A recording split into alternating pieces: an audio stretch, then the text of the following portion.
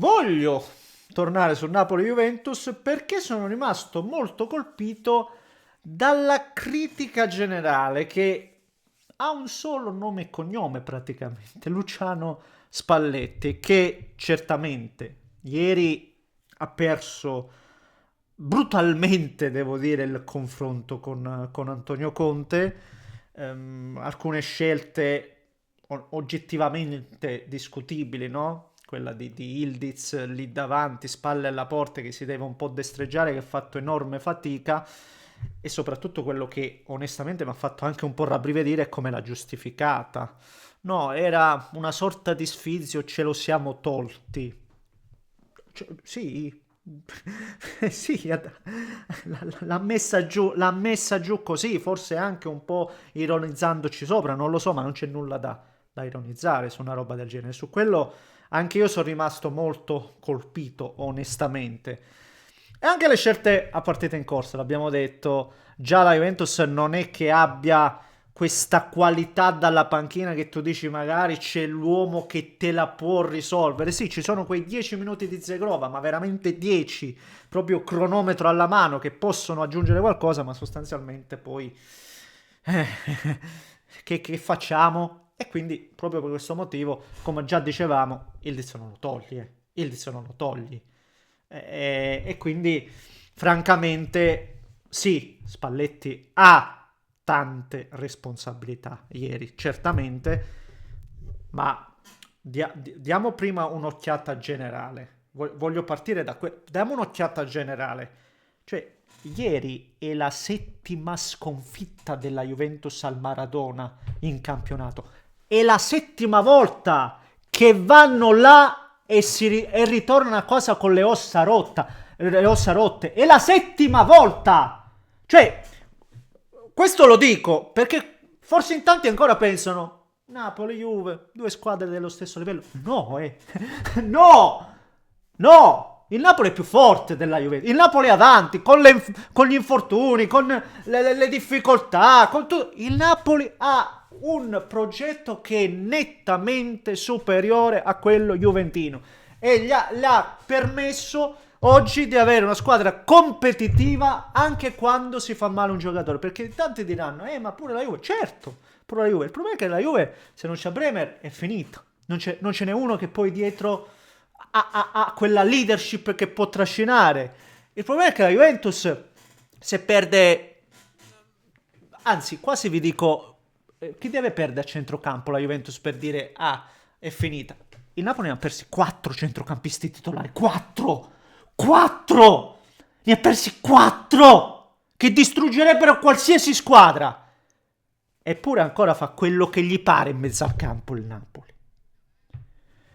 Per non dire lì davanti, che comunque senza Lukaku, che era l'uomo di Conte, questi qua all'ultimo secondo di mercato, in 5 minuti, vanno a prendere Holund, il presidente.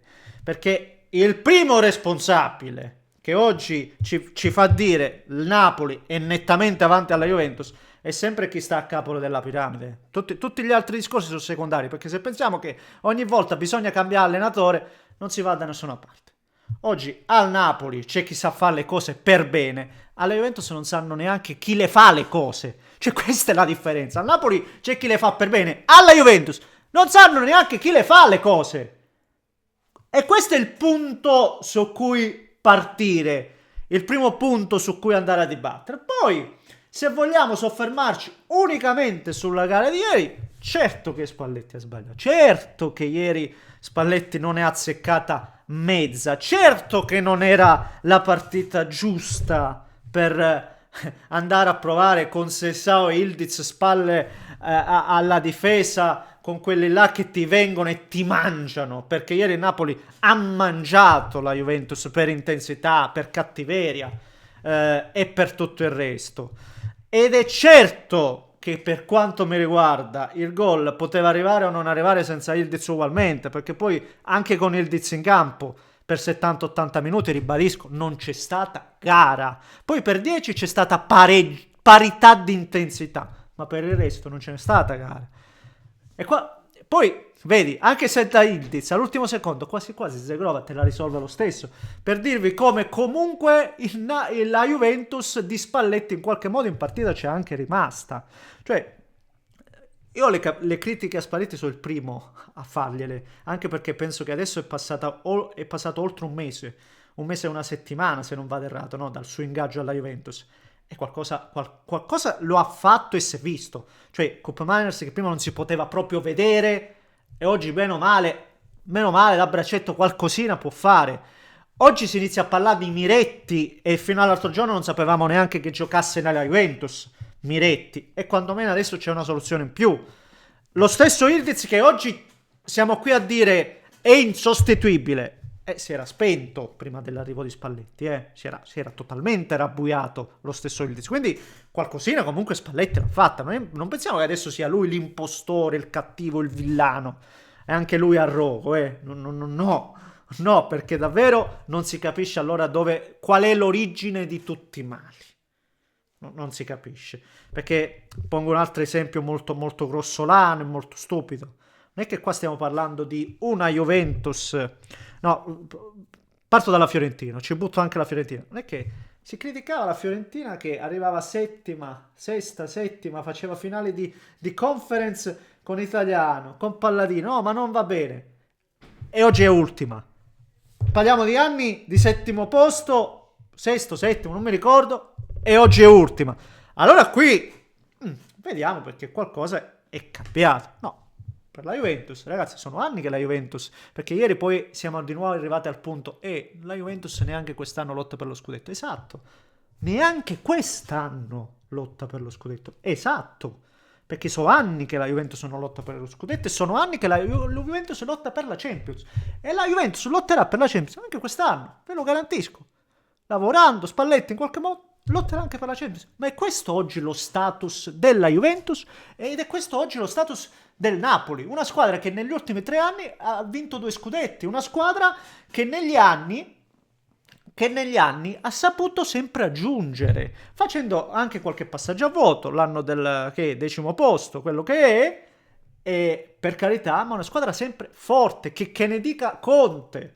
Una squadra sempre forte. Su una cosa do ragione a Spalletti ieri per dichiarazioni, che comunque la sua impresa, il suo lavoro ha permesso di avere anche delle entrate importanti poi al Napoli, entrate che poi sono state sfruttate, perché non tutti si possono permettere Neres a 30 milioni, all'ultimo giorno di mercato Olion da 50, non tutti, eppure il Napoli li ha tirati fuori.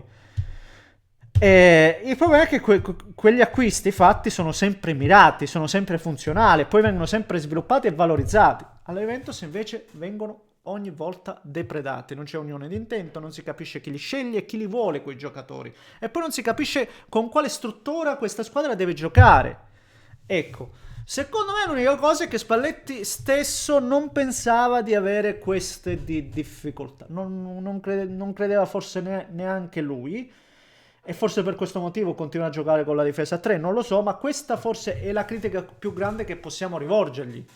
Noi lo conosciamo soprattutto per un allenatore che difende a 4, attacca con a 3 o 4-2-3-1, 4-3-3, ma questa è la struttura di base. E ancora dopo un anno, in tal senso, non si è schiodato da questo 3-4-1-2, 3-4-3 o 3-4-2-1, se preferito, a seconda poi i casi.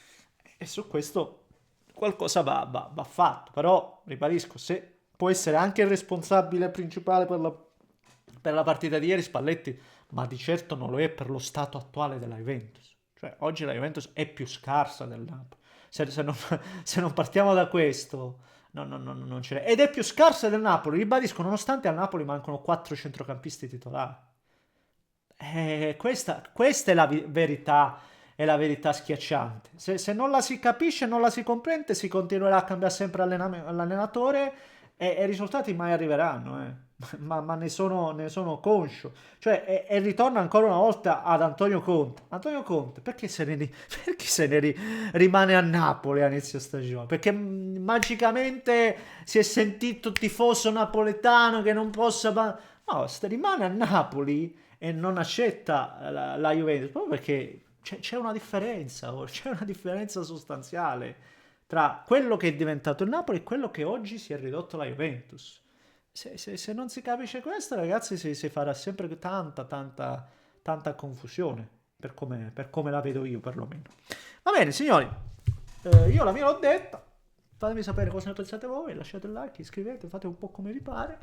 Vi abbraccio fortemente, caramente, e, sì, e basta. Ci vediamo stasera, eh? Stasera ancora c'è il Mina, ce n'è da dire.